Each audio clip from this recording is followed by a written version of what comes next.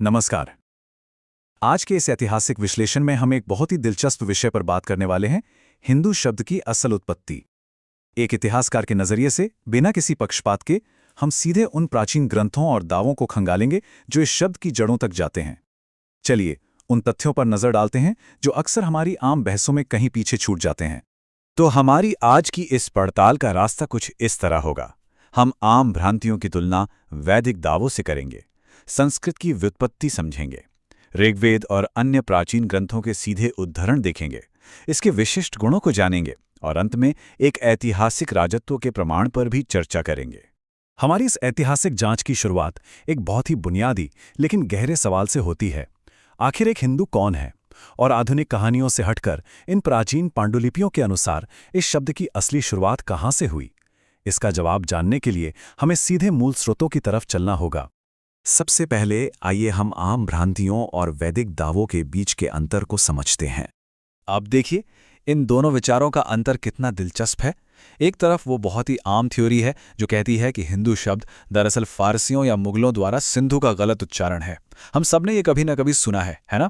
लेकिन वहीं दूसरी तरफ हमारी स्रोत सामग्री एक बहुत ही ठोस दावा करती है कि इस शब्द की जड़ें कहीं बाहर नहीं बल्कि पूरी तरह से हमारे अपने वेदों में है। ये विरोधाभास वाकई में गहराई से जांचने लायक है। तो एक इतिहासकार के तौर पर आगे बढ़ते हुए अब हम इसकी संस्कृत व्युत्पत्ति पर नजर डालते हैं। स्रोत ग्रंथ संस्कृत की इस संधि को बहुत ही स्पष्ट और तार्किक तरीके से तोड़ते हैं। देखिए, हीन का मतलब है हीन भावना, अज्ञानता या कोई भी दुर्भावना, और धू का अर्थ है खुद को दूर रखना या त्यागना। मतलब इस परिभाषा के हिसाब से हिंदू वो है जो खुद को इन नकारात्मक भावनाओं और अज्ञानता से बिल्कुल मुक्त रखता है।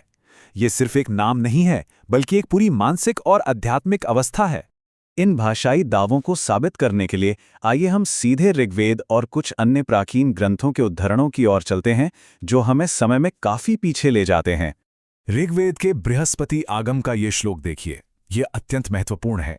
इसके अनुसार हिमालय से शुरू होकर इंदु सरोवर तक फैले हुए इस देव निर्मित भूभाग को ऐतिहासिक रूप से हिंदुस्तान कहा गया है।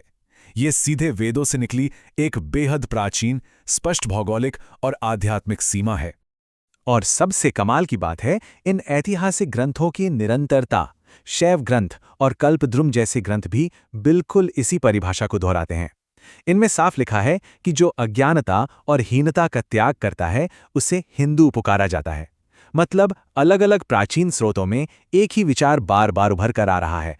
इसके अलावा पारिजात हरण नाम का ग्रंथ भी है जो एक हिंदू का वर्णन कुछ इस तरह करता है, वो जो अपनी कड़ी तपस्या के जरिए शत्रुओं, दुष्टता और पापों का सक्रिय रूप से नाश करता है। यहाँ हमें इस पहचान का एक बहुत ही एक्टिव, ऊर्जावान और बुराई से डटकर लड़ने वाला रूप देखने को मिलता है। सिर्फ भूगोल या शब्दों की उत्पत्ति ही नहीं, इन ऐतिहासिक ग्रंथों में कुछ खास परिभाषित करने वाले गुणों का भी जिक्र है। तो यहाँ ध्यान देने वाली बात यह है कि माधव दिग्विजय ग्रंथ ऐसे विशिष्ट गुणों की एक पूरी सूची देता है। इसके अनुसार हिंदू वो है जो ओंकार की दिव्य ध्वनि में अटूट विश्वास रखता है, कर्म और पुनर्जन्म पर भरोसा करता है, जो स्वभाव से गौभक्त है यानी गायों की रक्षा करता है, और जो बुराई और अकारण हिंसा से हमेशा कोसों दूर रहता है। ये सिर्फ कुछ नियम नहीं है बल्कि जीवन जीने का एक पूरा नजरिया है। अब हम अपने अंतिम साक्ष्य की ओर बढ़ते हैं जो ऐतिहासिक राजत्व से जुड़ा है और ऋग्वेद के भीतर ही एक ठोस प्रमाण पेश करता है।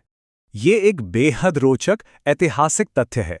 ऋग्वेद के मंडल 8, सूक्त 2 और मंत्र 41 में एक बहुत ही पराक्रमी और दानी राजा का स्पष्ट वर्णन मिलता है, और हैरानी की बात यह है कि उस राजा का नाम ही हिंदू था। ऐतिहासिक रूप से ये दर्ज है कि उन्होंने 46,000 गायें दान में दी थीं। सोचिए, 46,000! ये एक ऐसा हैरान करने वाला तथ्य है जो अक्सर हमारी मुख्य धारा की चर्चाओं से बिल्कुल गायब रहता है। तो अगर हम इन सभी प्राचीन स्रोतों को एक साथ मिलाकर देखें तो ये पूरा ऐतिहासिक आख्यान इस पहचान को महज एक भौगोलिक संयोग या किसी बाहरी भाषा के उच्चारण की गलती नहीं मानता। इसके बजाय ये इसे बुराइयों को जड़ से मिटाने और सनातन धर्म के सिद्धांतों को पोषित करने के एक निरंतर अर्थपूर्ण प्रयास के रूप में स्थापित करता है। जैसे जैसे हम अपने इस निष्पक्ष विश्लेषण के अंत में आते हैं, ये हमें एक बहुत ही गहरे विचार के साथ छोड़ जाता है। इन प्राचीन शब्दों की उत्पत्ति और उनके असली अर्थ आज भी एक समाज के ऐतिहासिक विचारों और उसकी आत्म पहचान को किस तरह आकार देते हैं, ये यकीनन सोचने वाली बात है। आज के इस विश्लेषण में हमारे साथ जुड़ने के लिए बहुत बहुत धन्यवाद।